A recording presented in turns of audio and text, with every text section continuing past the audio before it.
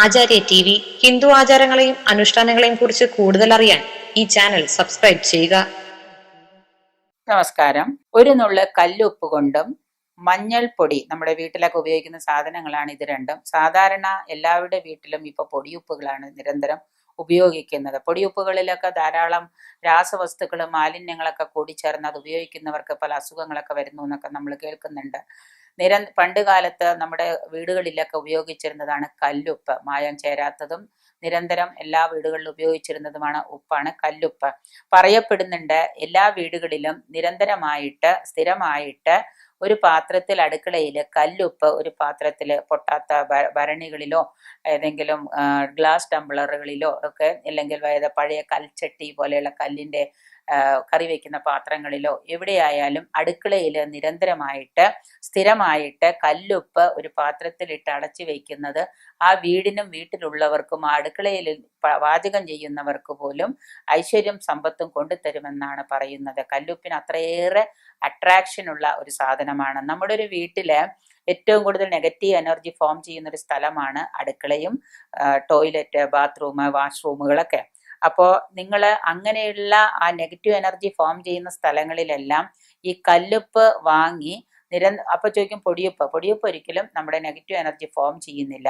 കല്ലുപ്പാണ് നമ്മുടെ negative energy absorb ചെയ്യുന്ന സാധനം. അപ്പോൾ അതുകൊണ്ട് ഈ കല്ലുപ്പ് വാങ്ങിയിട്ട് സ്ഥിരമായിട്ട്, ഒരിക്കൽ പോലും കല്ലുപ്പ് ഒഴിഞ്ഞ പാത്രത്തിൽ ഒഴിയരുത്.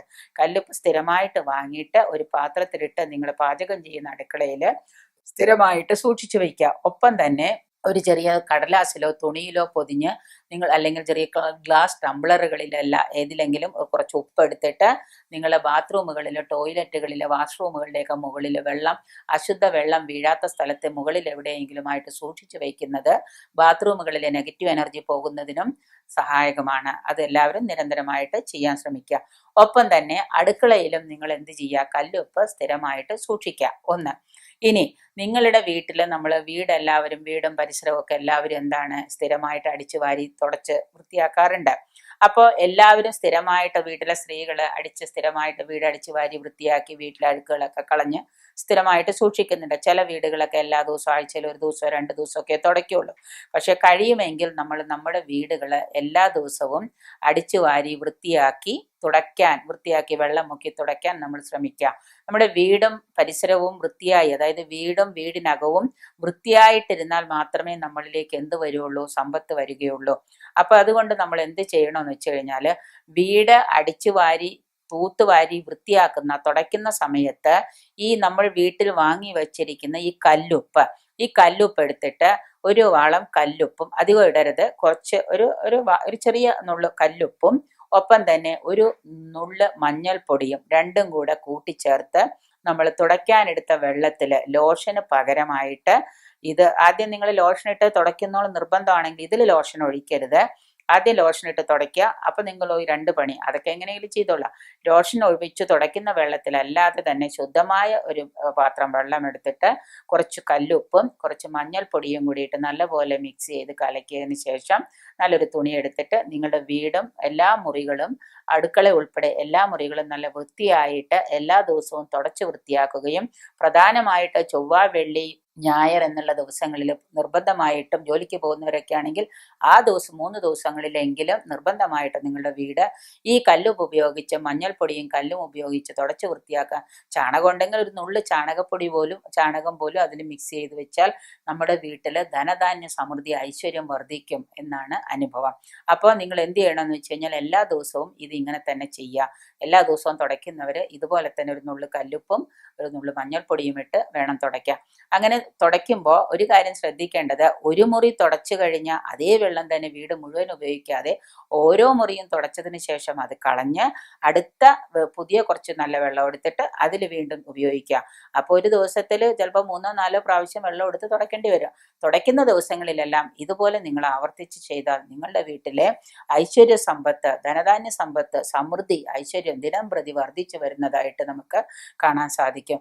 നമ്മുടെ വീട്ടിലുള്ള നെഗറ്റീവ് എനർജി എല്ലാം ദൂരെ പോയി നമ്മളുടെ പോസിറ്റീവ് എനർജി വരികയും വീട്ടിലേക്ക് കൂടുതൽ സമ്പത്തും ഐശ്വര്യവും വരാൻ തുടങ്ങുന്നതാണ്. ഒപ്പം തന്നെ നിങ്ങൾ ചെയ്യേണ്ട ഒരു കാര്യം കൂടെ ചെയ്യുക. ഏതെങ്കിലും ഒരു ഗ്ലാസ് ടംബ്ലർ എടുത്തിട്ട്, പൊട്ടുന്ന ഗ്ലാസ് ടംബ്ലർ ഏതെങ്കിലും എടുത്തിട്ട് അതിൽ ഒരു അരഭാഗം കല്ലുപ്പിട്ട് അതിൽ അത്രയും കൂടെ വെള്ളം തന്നെ ഒഴിക്കുക. അരഭാഗം കല്ലുപ്പിടുക, എന്നിട്ട് അത്രയും കൂടെ വെള്ളവും കൂടെ ഒഴിച്ചിട്ട് 10 രൂപയുടെയോ 5 രൂപയുടെയോ ഈ സ്വർണ്ണ കളറുള്ള ഏതെങ്കിലും ഒരു കോയിൻ എടുക്കുക.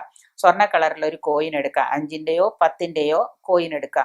അതെടുത്തിട്ട് അതിനകത്തേക്ക് ഇടുക. ഇട്ടിട്ട് പതുക്കെ ഒന്ന് ഇളക്കി കൊടുത്തിട്ട് നിങ്ങൾ അത് കൊണ്ടുപോയിട്ട് നിങ്ങളുടെ ബെഡ്റൂമിൻ്റെ കന്നിമൂലയിലുള്ള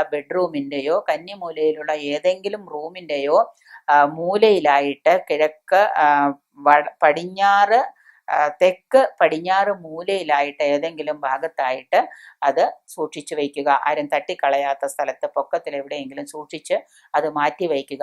കുറച്ച് ദിവസങ്ങൾക്ക് ശേഷം നിങ്ങൾ നോക്കുമ്പോൾ അതിൽ നിന്ന് ഇങ്ങനെ കുമിളകൾ ഇങ്ങനെ പൊങ്ങി വരുന്നത് കാണാം. അപ്പോൾ അത് എടുത്ത് നോക്കാനോ അല്ലെങ്കിൽ അത് നിങ്ങൾ സ്പർശിക്കാനോ അതെടുത്ത് ഉപയോഗിക്കാനോ ഒന്നും നിൽക്കരുത്. അങ്ങനെ തൊട്ട് കഴിഞ്ഞാൽ നിങ്ങളുടെ വീട്ടിൻ്റെ ഉള്ളിലുള്ളതായ എല്ലാ നെഗറ്റീവ് എനർജികളും ഈ ഉപ്പിൽ വലിച്ചെടുക്കും. ഈ ഉപ്പിൽ നമ്മൾ ഒഴിച്ച വെള്ളത്തിലൂടെ വലിച്ചെടുക്കും. അങ്ങനെ വലിച്ചെടുത്ത് അതിൻ്റെ നിറം മാറുകയും അതിൽ കറുത്ത അബ്സോർബ് ചെയ്ത തുള്ളികൾ ഇങ്ങനെ പൊങ്ങി കറുത്ത നിറമായി മാറും. അത് കുറേ കാലം അവിടെ ഇരുന്നോട്ടെ. കുറച്ച് 2, 3, 5, 6 മാസത്തിന് ശേഷം അത് മാറ്റി വീണ്ടും വയ്ക്കാം. അത് തൊടുന്ന സമയത്തോ അത് കളയുന്ന സമയത്തോ അത് മാറ്റുന്ന സമയത്തോ നിങ്ങൾക്ക് നിങ്ങൾ അത് സ്പർശിക്കാൻ പാടില്ല. നിങ്ങളത് തൊട്ട് കഴിഞ്ഞാൽ നിങ്ങൾക്ക് മേൽ ചൊറിച്ചിലോ മറ്റു കാര്യങ്ങളൊക്കെ സംഭവിക്കും. അതുകൊണ്ട് നിങ്ങൾ അത് കൈകൊണ്ടൊരിക്കലും സ്പർശിക്കരുത്. അത് മാറ്റി മുകളിൽ എവിടെയെങ്കിലും കാണാതെ അടച്ചു വയ്ക്കേണ്ട, തുറന്നൊരു പാത്രത്തിൽ ഇറക്കി അങ്ങനെ വയ്ക്കുക. എന്നിട്ട് കുറേ നാളുകൾക്ക് ശേഷം ഒന്നുകിൽ ഒരു 6 മാസമോ 3 മാസമോ 2 കൊല്ലോ 1 കൊല്ലോ കഴിയുമ്പോൾ സൗകര്യം പോലെ അതെടുത്ത് ദൂരെ കളഞ്ഞ് ഏതെങ്കിലും കക്കൂസിലോ മറ്റെവിടെയെങ്കിലും തൊടാതെ സ്പർശിക്കാതെ കളഞ്ഞിട്ട് ടോയ്ലറ്റിൽ കളഞ്ഞിട്ട് വീണ്ടും അതുപോലെ ചെയ്യുക. അങ്ങനെയാകുമ്പോൾ നമ്മുടെ വീടിന് ഉള്ളിലുള്ള നെഗറ്റീവ് എനർജി എല്ലാം നിരന്തരം അത് വലിച്ചെടുക്കാൻ തുടങ്ങും. അത് കുമിളകളായിട്ട് ഇങ്ങനെ പുറത്തേക്ക് വന്ന് പൊങ്ങി വരാൻ തുടങ്ങും. അപ്പോൾ താഴേക്ക് പോവാത്ത രീതിയിൽ ഗ്ലാസ്സിൽ വെള്ളം വേണം നിറയ്ക്കാൻ.